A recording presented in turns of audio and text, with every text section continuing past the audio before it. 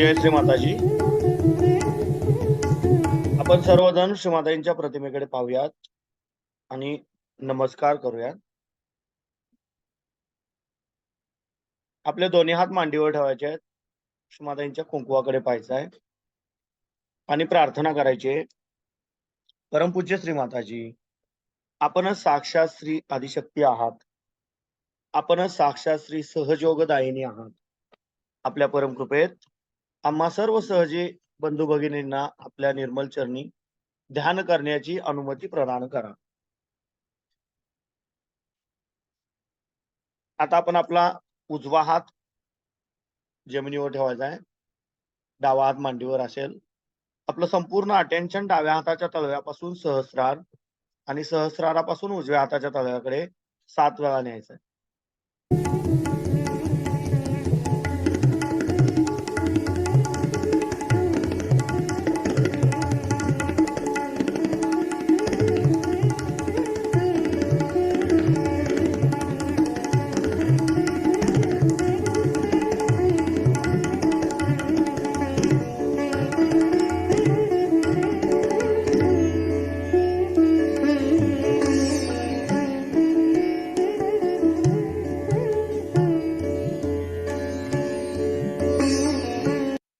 आता आपण आपला उजवा हात मांडीवर घ्यायचा आहे आणि डावा हात आकाश तत्वाकडे. आपलं संपूर्ण चित्त आपल्या उजव्या हाताच्या तळव्यापासून सहस्रार आणि सहस्रारापासून डाव्या हाताच्या तळव्याकडे 7 वेळा नेऊ.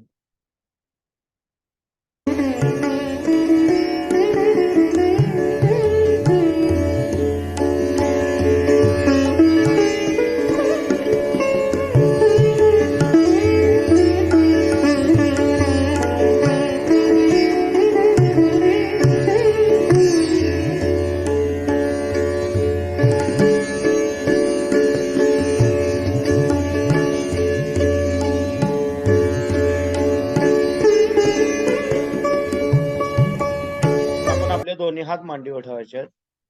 आपलं संपूर्ण अटेन्शन आपल्या दोन्ही हाताच्या तळव्यांमध्ये.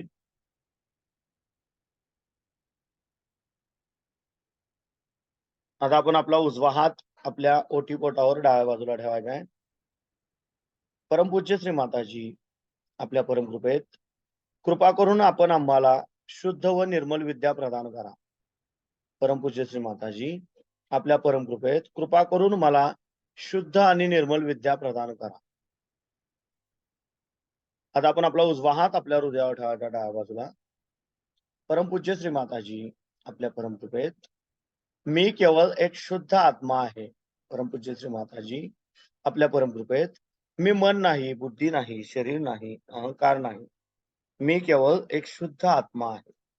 मी केवळ एक शुद्ध आत्मा आहे. कृपा करून आपण आमच्या हृदयामध्ये विराजमान व्हा. आता आपण आपला उजवा हात आपल्या कपाळावर दाबून धरायचा आहे. परमपूज्य श्री माताजी, आपल्या परमकृपेत मी माझ्या सहित सर्वांना अगदी हृदयापासून क्षमा केली आहे. माझ्या मनात कुणाबद्दलही राग नाही, द्वेष नाही. मी माझ्या सहित सर्वांना अगदी हृदयापासून क्षमा केली आहे. कृपा करून मला सदैव क्षमाशील बनवा. आता आपण आपल्या उजव्या हाताचा तळवा आपल्या सहस्रारावर आपल्या टाळू भागावर घट्ट दाबून धरायचा आहे आणि जागच्या जागी गोलाकार 7 वेळा फिरवायचा. परमपूज्य श्री माताजी, आपण साक्षात श्री आदिशक्ती आहात. आपल्या परमकृपेत कृपा करून आपण आम्हाला आत्मसाक्षात्कार प्रदान करा. कृपा करून आमची कुंडलिनी शक्ती जागृत करा. परमपूज्य श्री माताजी, आपण साक्षात श्री आदिशक्ती आहात. आपल्या परमकृपेत कृपा करून आमची कुंडलिनी शक्ती जागृत करा. कृपा करून आम्हाला परमेश्वरी प्रेमशक्तीशी एकरूप करा. आता आपण आपले दोन्ही हात मांडीवर ठेवायचे आहेत. आपलं संपूर्ण अटेन्शन आपल्या दोन्ही हाताच्या तळव्यांमध्ये. डोळे बंद आणि ह्याच अवस्थेमध्ये आपण ध्यानामध्ये जायचं आहे आणि श्रीमाताजींची अमृतवाणी ऐकायची.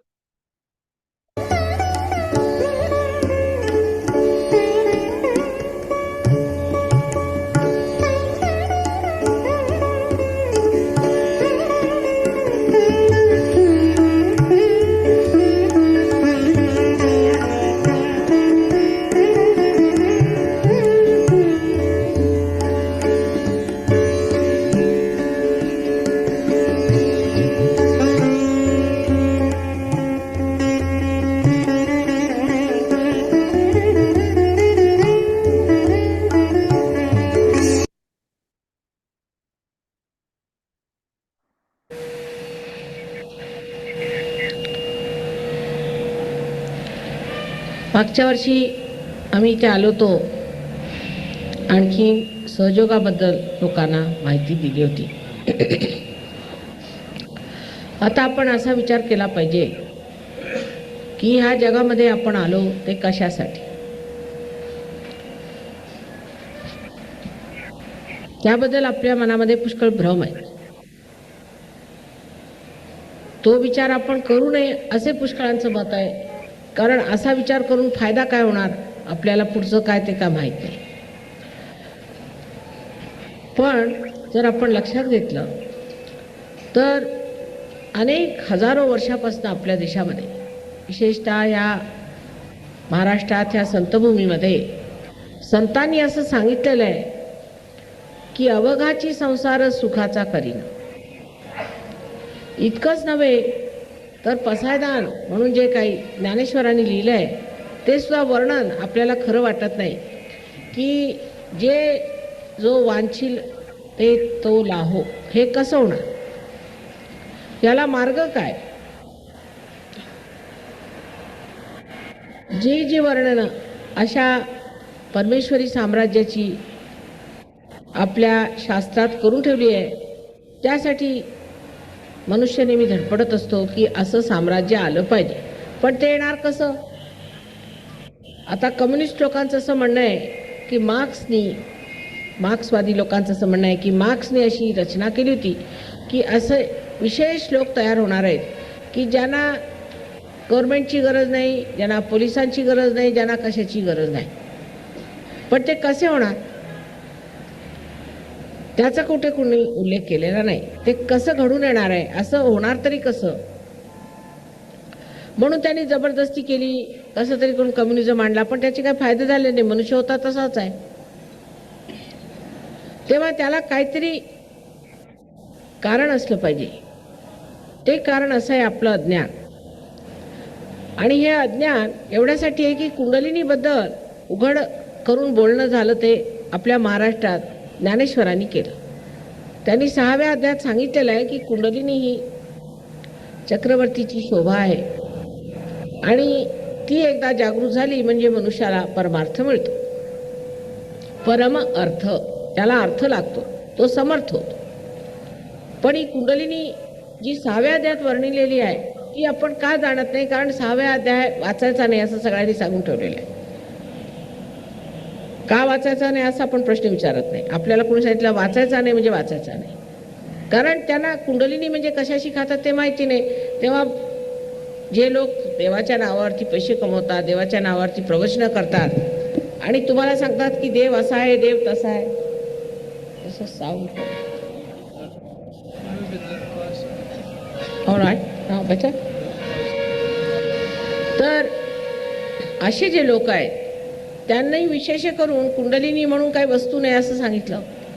परत काही लोक जे जगात असेही लोक आहेत की जे अतिशहाणे स्वतःला समजतात, त्यांनी ह्याची काही विशेष माहिती न मिळवताना, अनुभव न घेताना असं सांगितलं की कुंडलिनी जागृत झाली म्हणजे माणूस बेडकासारखा उडू लागतो किंवा त्याच्यामध्ये असे काहीतरी विचित्र प्रकार येतो, तो विक्षिप्त होतो. तसं काहीही झालं नाही पाहिजे. कारण कुंडलिनी ही जर जगाची आई आणि तुमची आई आहे, तेव्हा आई जेव्हा मुलाला पुनर्जन्म देते त्याच्यामुळे काहीही कुणाला त्रास होत नाही. आई सगळा त्रास उचलून घेते. तेव्हा जरी शक्ती आमच्यामध्ये आहे. आजपर्यंत आम्ही किती देवासाठी काय काय केलं, केवढी मेहनत केली, पारायणं केली, त्याच्यासाठी देवाचं नाव घेतलं, इथपर्यंत झालं आहे की आता आपली मुलं म्हणतात की तुमचा देवबीव काही दिसत नाही, उगीच तुम्ही बेकार ह्याच्यात पडलेल्या. तेव्हा त्यांनाही उत्तर द्यायला पाहिजे. ही सर्व धडपड आपण का करतो. आणि हे जे मोठे मोठे संत साधू झाले ज्यांनी आपल्याला इतकं परमेश्वराबद्दल सांगितलेलं आहे, ते काही खोटं बोलले का. आज आपण त्यांची भजनं म्हणत बसतो, ते काय खोटं सांगत होते का की असं आहे आपल्यामध्ये आत्मसाक्षात्कार हा घडला पाहिजे असं इथून तिथून सर्वांनी सांगितलं. चायनामध्ये लाओत्से, नंतर तिथे सॉक्रेटिस झाले, नंतर त्याच्यानंतर इकडे आपले अब्राहम वगैरे झाले, किंवा त्याच्यानंतर ख्रिस्त वगैरे, बुद्ध, महावीर, असा कोणी नाही, झाडून सर्वांनी एकच गोष्ट सांगितली की तुम्हाला पुनर्जन्म तुमचा झाला पाहिजे, तुम्हाला आत्मसाक्षात्कार घडला पाहिजे. जोपर्यंत आत्मसाक्षात्कार घडत नाही तोपर्यंत सगळं थोतांड आहे. पण आपण ते पडताळून पाहिलं नाही, तिकडे आपण लक्ष दिलं, बाई आपल्याला काय ते जमत नाही, आता 6व्या अध्यायात सोडूनच टाका, जे जमतं तेवढं करायचं. पण हे सगळं चांगलं जमण्यासारखं आहे, कारण ही जी शक्ती तुमच्यामध्ये कुंडलिनीची आहे, ही तुमच्यामध्ये आहे, ती स्थित आहे. म्हणजे अगदी साध्या शब्दात सांगायचं, जसं एखाद्या बीमध्ये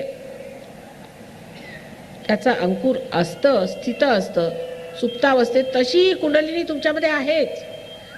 तिच्यासाठी काही करायला नको, द्यायला नको, त्याच्यासाठी पैसे नको, उपास तपास नको, पारायण नको, काही नाही, बाह्यातलं काय करायचं, फक्त ही कुंडलिनी जागृत करायची. आता दुसरं साधं असं आहे की जर तुम्हाला एखाद्या रोपाला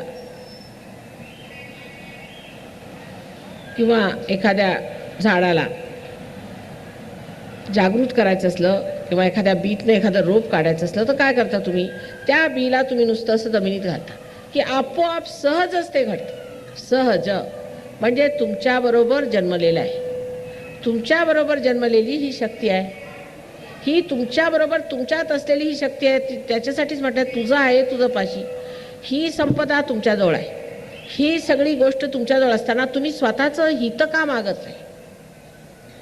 जे तुम्हाला हितकारी असं तुमच्यात आहे त्यासाठी पैसे द्यायला नको, काही मेहनत नको, ती फक्त आधी जागृत करून घ्यायची. तर जशी तुम्ही एखाद्या शेतीमध्ये नुसती बीचं रोपण करता आणि त्या बियांमधनं रोप निघतात, त्यातनं तुम्हाला दिसतं की सुंदर सुंदर असे अंकुरं निघतात, त्या अंकुरांना तुम्ही वाढून मोठाले वृक्ष करता, तशी अगदी ही सहज सुलभ गती आहे, अगदी सहज सुलभ गती, सहज तुमच्याबरोबर जन्मलेली ही एक योगाची तुमच्यामध्ये शक्ती आहे. आणि ती शक्ती प्राप्त करून घेणं हा तुमचा जन्मसिद्ध अधिकार आहे. मग तो तुम्ही करू का नाही? तो तुम्ही का मिळवून घेऊ नये? असा एक साधा विचार आपल्या मनात ठेवला पाहिजे. दुसरी गोष्ट अशी आहे की आजकालच्या वर्तमान काळात घोर कलियुग आहे. तुम्ही इकडे बघितलं तर किंवा तिकडे बघितलं तर, कुठे बघितलं तरी तोच प्रकार आहे. घोर कलियुग आहे आणि काय लोकांना समजत नाही आहे तरी काय प्रकार. एवढा कलियुग झालेला आहे की मनुष्य अगदी भ्रमात पडेल. तसंही जेव्हा साधू संत आले त्यावेळेला सगळ्यांनी त्यांचा छळच केला, कुणी त्यांचं ऐकून नाही घेतलं, सगळे बघ्यासारखे त्यांना बघत राहिले. त्यांना लोकांनी एवढं छळलं पण कुणाच्या मनात सुद्धा विचार आला नाही की बा ह्यांना ह्या साधू संतांना लोक छळतायत तर आम्ही काहीतरी भलं करावं, ह्यांना कमीत कमी काही नाही तर थोडंसं तरी संरक्षण द्यावं. पण तसा विचार कोणाच्या डोक्यात आला नाही. साधू संतांना ज्यांनी छळायचं ते छळलं आणि त्यांनी जे काय करायचं ते करून गेल्यावर मात्र त्यांची देवळं बांधली, त्यांची मंदिरं बांधली आणि त्यांची भजनी लोक करतात. त्यांनी काय फायदा होणार? तर का असं झालं? त्याला कारण असं की तुम्ही आत्मसाक्षात्कारी नव्हता. जर तुम्ही आत्मसाक्षात्कारी असता तर संतांना ओळखलं असतं तुम्ही, पण तुम्ही नव्हता म्हणून ते झालं, म्हणून ते अज्ञानात झालं, हे मूळ कारण आहे. आणि ते अज्ञान कसं दूर होणार? आपल्यामध्ये प्रकाश यायला पाहिजे. आणि प्रकाश कसा आहे? परमेश्वराचं जे प्रतिबिंब स्वरूप आपल्यामध्ये आत्मा आहे असं म्हणतात, ते आहे किंवा नाही ह्याची प्रचिती आला पाहिजे, ह्याची जाणीव झाली पाहिजे. ती जाणीव झाल्याशिवाय ह्या सर्व गोष्टी अशाच बोलण्यासारख्या आहेत. एक सायन्स बाहेरचं आहे, त्या सायन्समध्ये समजा तुम्ही एका झाडाची उपमा देऊ शकता की जसं झाड बाहेर वाढतंय तसं हे सायन्स वाढतंय. आणि एक सायन्स मुळातलं आहे, ते मुळातलं सायन्स आपल्या देशामध्ये, ते जे सायन्स एवढं वाढत गेलं त्याचा असा दुष्परिणाम झाला की ते मुळं हरवली त्यांची आणि त्यामुळे आता उद्ध्वस्त झालेले. श्रीकृष्णाने सांगितलं की हे जे झाड आहे चेतनेचं, हे उलटं वाढतं, म्हणजे ह्याचं डोक्यामध्ये ह्याचे मुळं आहेत आणि खालच्या अधोगतीला ह्याची पानं वाढतात, म्हणून हे अधोगतीला चालेल. कारण पूर्ण वेळ त्यांचा असाच विचार असतो की कोणत्या जडवस्तूला आपण काबीज केलं तर बरं. पूर्वी ते देश जिंकत असत, मग हे मग ते असं करत करत आता नुसतं पैशाशिवाय त्यांना काही सुचत नाही. पण त्या पैशाने सुख झालं नाही, त्यांनी आनंद झाला नाही, त्यांनी काही आम्हाला जे वाटत होतं की आमचं ध्येय मिळेल ते मिळालेलं नाही, तर हे काहीतरी व्यर्थ आहे असं लक्षात येऊन आता जिथे जिथे फार श्रीमंत देश आहे तिथे तिथे लोक नुसता आत्महत्येचा विचार करत बसले. सगळं असून सुद्धा आम्हाला सुख मिळालं नाही, आनंद मिळाला नाही. तेव्हा आपण ज्या मार्गाला आता चुकाळला आहे की आपण आपली प्रगती करून घ्यायची, तेव्हा एक लक्षात ठेवलं पाहिजे की प्रगती करत असताना पहिल्यांदा आत्मसाक्षात्कार झाला पाहिजे, नाही तर काही तुम्हाला त्याचा फायदा होणार नाही त्या प्रगतीचा. जे ह्या लोकांनी सहन केलं तेच तुम्हाला करावं लागेल. तुमची मुलं ते गांजा घेतील, हे घेतील, ते घेतील, वाममार्गाला जातील, दारू प्याल, अमकं होईल, तमकं होईल, सर्वनाश होईल. त्याच्यानंतर काही लोक मग सहयोगात येणार. मग कशाला इतकं लांबलचक जायचं? जवळचा रस्ता घ्यावा. आणि जवळचा रस्ता म्हणजे असा आहे की तुम्ही ह्या भारतभूमी, ह्या योगभूमीत जन्माला आला आणि इथेच हा लाभ होणार आहे. पण लोकांचं असं म्हणणं आहे की जर ही एवढी मोठी भूमी आहे, योगभूमी आहे, इथे एवढे संत साधू झाले, तर इथे इतकी दरिद्रता का? त्याला कारण असं आहे, श्रीकृष्णाने सांगितलंय की योगक्षेम वाम्य. आधी तुम्ही योग घ्या आणि मग तुमचं क्षेम होईल. क्षेमयोग नाही म्हटलं, पण आपण विठ्ठल विठ्ठल करत फिरतो, त्याला खिशात बाळगल्यासारखं, अरे माझं हे करून दे रे, ते माझं करून दे रे, असं आपण परमेश्वराला नेहमी साकडं घालत असतो. पण परमेश्वराला साकडं घालण्याची काही गरजच नाही. मुळे फक्त हे लक्षात ठेवलं पाहिजे की परमेश्वर सर्व समर्थ आहे, फक्त आपण त्याच्या साम्राज्यात गेलेलो नाही. तुम्ही जर इथे इंग्लंडचे रहिवासी असता, I don't know what's happening. If you reduce it a little, it would be better. Reduce. It's too much of a volume. जर तुम्ही लोक इंग्लंडचे रहिवासी असता तर तुमचा इंग्लंडच्या राणीवर अधिकार आहे. पण जर तुम्ही हिंदुस्थानचे रहिवासी आहात तर तुम्ही तिच्यावर अधिकार गाजवू शकत नाही. तसंच परमेश्वराचं आहे. जेव्हा तुम्ही परमेश्वराच्या साम्राज्यात जाऊन बसाल, तिथले रहिवासी व्हाल आणि तिथे स्थिर स्थावर व्हाल, तेव्हाच परमेश्वर तुम्हाला मानणार आहे. त्याच्या आधी तुम्ही किती टाहो फोडा, काही करा, सर्व व्यर्थ आहे, हे तुम्ही पाहिलेलंच आहे. आणि म्हणूनच आजची तरुण पिढी असं म्हणते की हे परमेश्वर वगैरे सर्व थोतांडे. जर असता तर असं कसं झालं असतं? तेव्हा ही जी एक गोष्ट आपल्या हातून चुकलेली आहे किंवा आपल्याला दिसलेली नाही की आपल्या नजरेतच ती आली नाही, ती गोष्ट म्हणजे अशी आहे की आम्हाला अजून आत्मसाक्षात्कार झालेला नाही. ज्या मंडळींना आत्मसाक्षात्कार झाला, अशी जी संत साधू मंडळी होती, त्यांचं वागणं कसं होतं? त्यांना काही म्हणावं नव्हतं लागत, तुम्ही हे खाऊ नका, ते पिऊ नका, ह्याचं घेऊ नका, त्याचं घेऊ नका, ह्याचं डुबाडू नका. राजे होते तर राजासारखे राहिले, गरीब होते तर गरीबासारखे राहिले. दुसऱ्याच्या गोष्टीची त्यांनी कधी हाव नाही धरली. तर हे जे ह्या लोकांचं विशेष होतं, ह्यांचं जे असं चरित्र होतं, असे जे विशेष तऱ्हेचे लोक झाले, हे कशाने झाले? शुभासुद्धा आत्मसाक्षात्कारी होते आणि त्यामुळे नेहमी त्यांचा एक मंत्र, ही श्रींची इच्छा. आता कोणी विचारलं नाही श्री म्हणजे काय? श्री म्हणजे आदिशक्ती. ही आदिशक्तींची इच्छा आहे म्हणून आम्ही करतो, आमचं काही मध्ये देणं घेणं लागत नाही, असे ते होते. म्हणूनच त्यांच्यात एवढं चारित्र्य होतं आणि त्यांनी एवढी कर्तबगारी करून दाखवली. पण ज्या माणसामध्ये आत्म्याचा साक्षात्कार होत नाही, तो एका तर्फेने वाढेल, त्याला कदाचित पैसे मिळतील, तो यशस्वी होईल, तो अमकं होईल, तमकं होईल, पण त्याला समाधान मिळणार नाही आणि त्याच्या नावाला सुद्धा थोड्या दिवसात लोक विसरून जाणार.